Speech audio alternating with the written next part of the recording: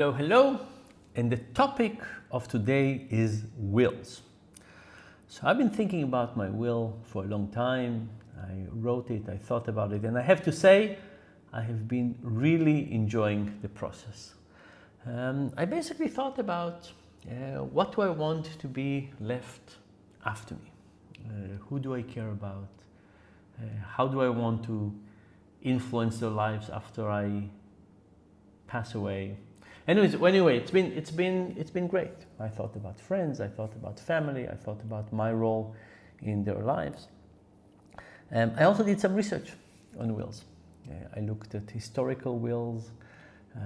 For my book Payoff, the last chapter has a lot of information about wills as well. But I thought a lot about wills. I also did some research about wills. And aside from the fact that it's an enjoyable process, and I hope that if you take it, you will take this joyful perspective, not the non-joyful perspective. But there are a couple of things I want to point out. The first one is that some people are using a will as a way to end a discussion.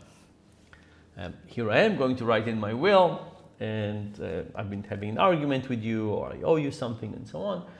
And people use wills as a way to end the discussion. To have the last word. And it's true. Imagine a room and a lawyer is reading your will to whoever you left something to. There's nothing they can say to you back. You've said something. I think it's a really bad strategy. I can see why it is interesting and why it is appealing, but it's a really bad strategy. I would say you have something to say to people, say to them while you're alive and when they have a chance to say something back. The second thing is that people use wills to settle scores.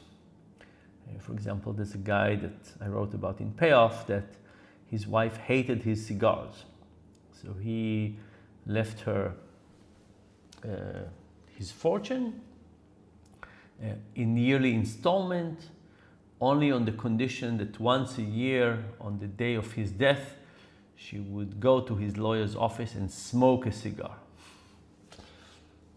Settling scores.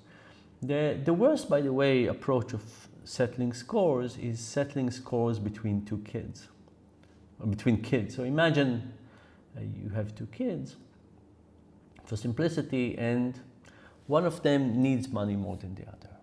Or one of them has been kinder to you. Or one of them has treated you better at your old age. And there's a desire by people to make amends, to use tools, to use the will as a tool to make amends. I hurt this kid more, this kid did more for me, and so on, and did something like that. The sad reality is that this creates friction within the kids. So imagine that I say kid A was nicer to me than kid B, so I'm leaving more money to kid A. What will that do to the relationship between kid A and kid B? Most likely, kid A would feel more loved and kid B would feel less loved, even if the difference is very small. And their chances of benefiting from their sibling relationship moving forward is going to be vastly diminished. So people try to say the last word in a will, try and avoid it. People try to settle scores. I think it's a very dangerous strategy, especially between siblings. And to end, here is my recommendation. Imagine you have two kids, that one of them has a greater need of money than the other one. And you want to leave more money to the kid who needs more because they need it more. Should you do it? My recommendation is don't. My recommendation is to do the following. Leave a letter to your kid saying, I love you both very much. And your relationship as siblings is incredibly important to me. I think you have each other, you'll have each other for a long time, and I want your relationship to be as good as possible. So here is what I'm doing in my will. I am letting the two of you decide if one of you should get more than the other. You decide. But if you can't come to an agreement, everything is divided 50-50, assuming that there are two kids. Why is that a good strategy? It says that you love them both the same way. It says that you care about their friendship. And you say, please go into the negotiation trying to maximize friendship. That's the important thing, because really, that's what you want your kids, is to be there for each other throughout their lives. And if they find a solution, it doesn't say something about your love to them. It just says something about their relationship with each other. One of them needs more than the other. They can solve it.